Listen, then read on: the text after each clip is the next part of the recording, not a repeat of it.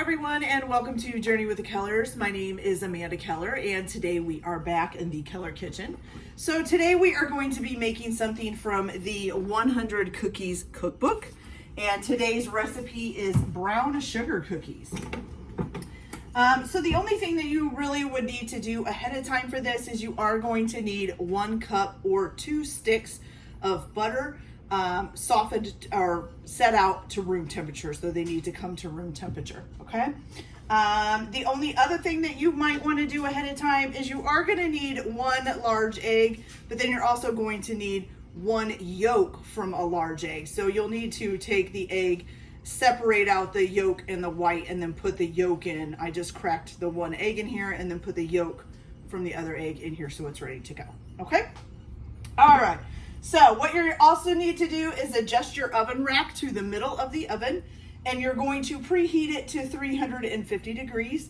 And then it says to line 3 sheet pans with parchment paper, which I have here, but I only have 2 sheet pans, not 3. So just go with the flow.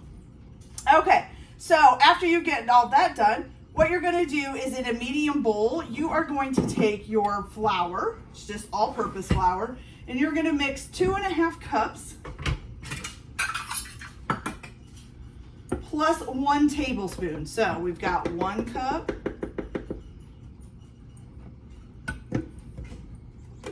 2 cups,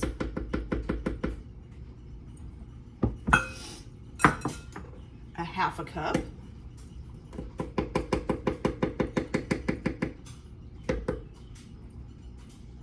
and 1 tablespoon. Okay.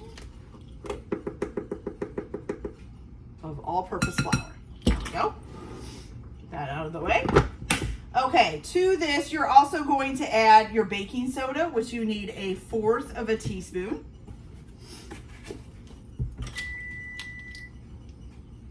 Oh, oven just got its temperature. I'm like, why is that beeping? Okay, so you're going to need 1/4 teaspoon of this. Good. Okay, 1/4 teaspoon baking soda done. You're also going to need 3/4 teaspoon of salt. Now, mine does not have a 3/4. So if yours doesn't have a 3/4 either, you can either use a half of a teaspoon plus 1/4 teaspoon, or do 3 1/4 teaspoons. So it's up to you, whichever way you want to do it. I am going to do the 1/2 and the 1/4. There we go. 3/4 teaspoon of butter. Of salt. I'm sorry, I don't know why I said butter. Oh, probably because I'm getting ready to do the butter. All right, just mix that up a little bit.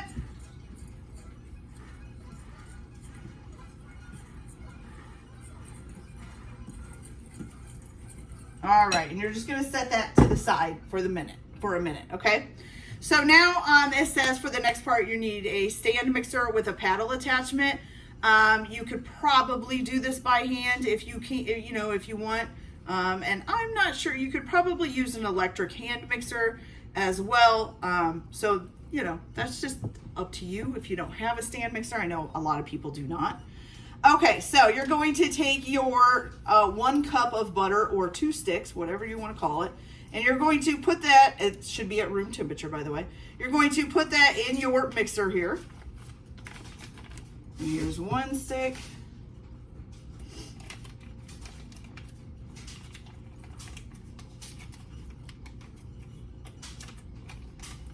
And then here is 2 sticks, okay? You're gonna go ahead and turn this on to a medium speed and let it beat the egg up, I keep saying the wrong ingredient. Beat the butter up until it's nice and creamy. It should take about a minute. While you're beating that, if you wanna go ahead and pre-measure some things out, you will need after this 1 3/4 cup of dark brown sugar. And then also 1 teaspoon of molasses, okay? So you're gonna be adding that after you beat the eggs up. So I'm gonna go ahead and let these eggs beat on medium speed for a minute, and then I'll be back to add the other ingredients, and we'll go from there. So I'll be right back. And I think I said eggs again, butter. I'm gonna be beating the butter on medium speed. Woo, don't know where my brain's at. Butter, guys. I'll be back, you guys. So our butter is nice and creamy. So here it is. All right. And what you're going to do now is you are going to add your 1 3/4 cup of dark brown sugar.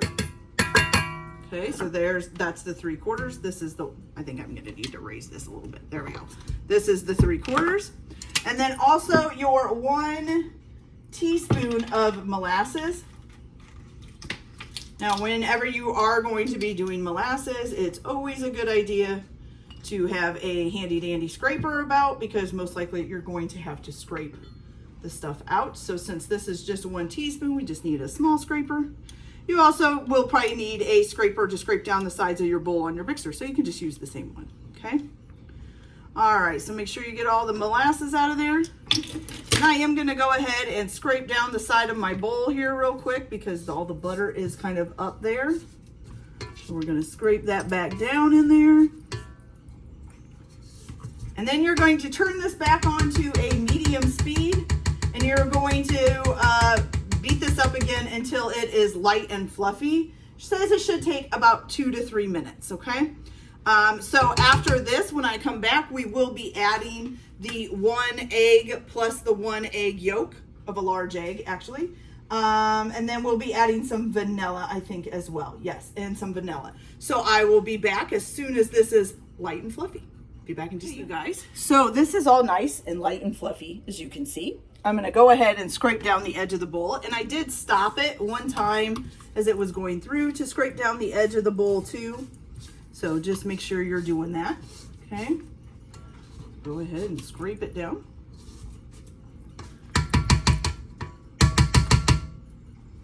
All right, there we go.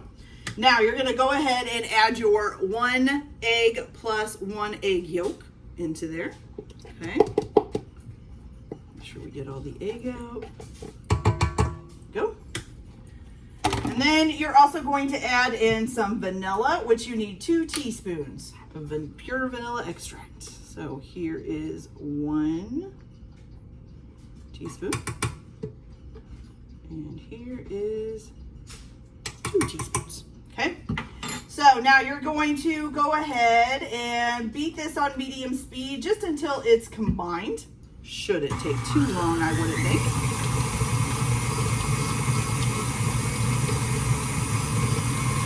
Pretty easy, as you can see. So nice and combined there. Almost done. Okay.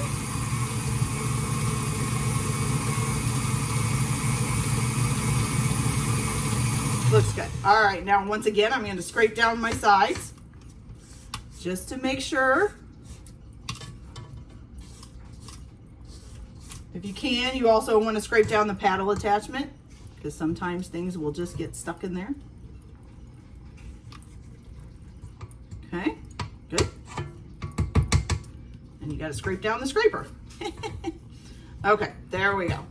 All right, so now after you've gotten that combined, you're gonna go ahead and add your flour mixture that you made, and you're gonna beat that on a low speed until it's just combined, okay? So we're gonna add this in here, and I'm gonna add it in while it's shut off.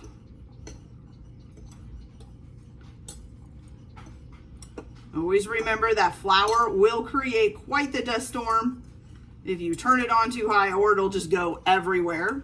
It's not a good idea to turn it on to a high speed when you put this in, or even a medium speed.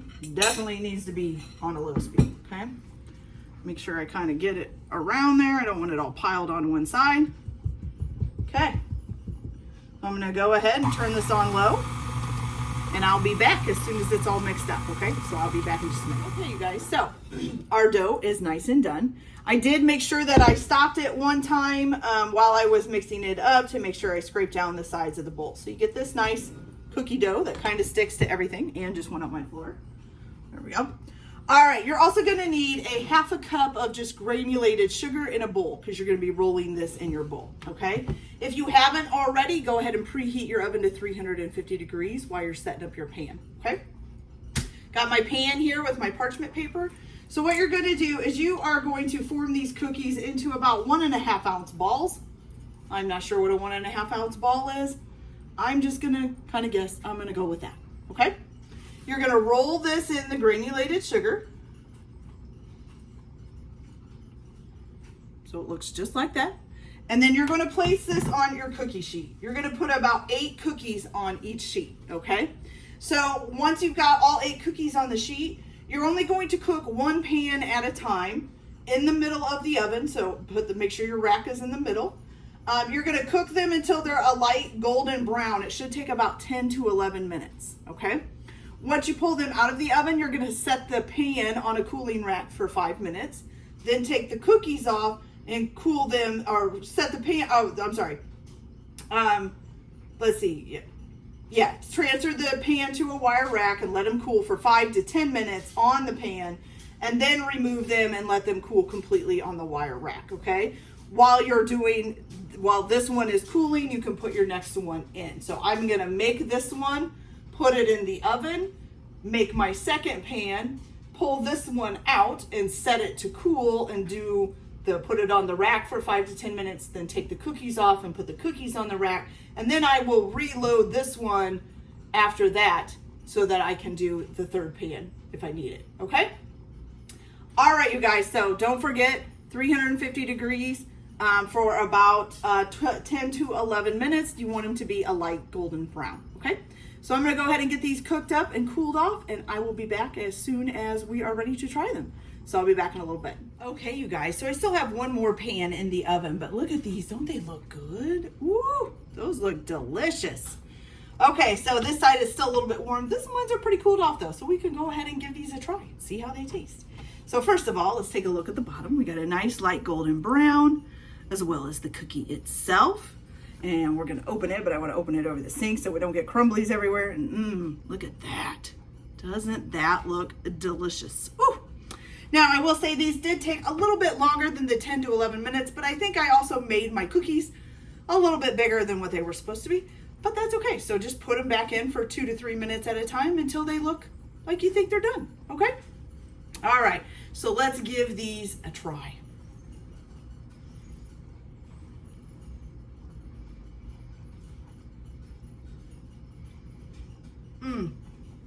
That is really good, you guys.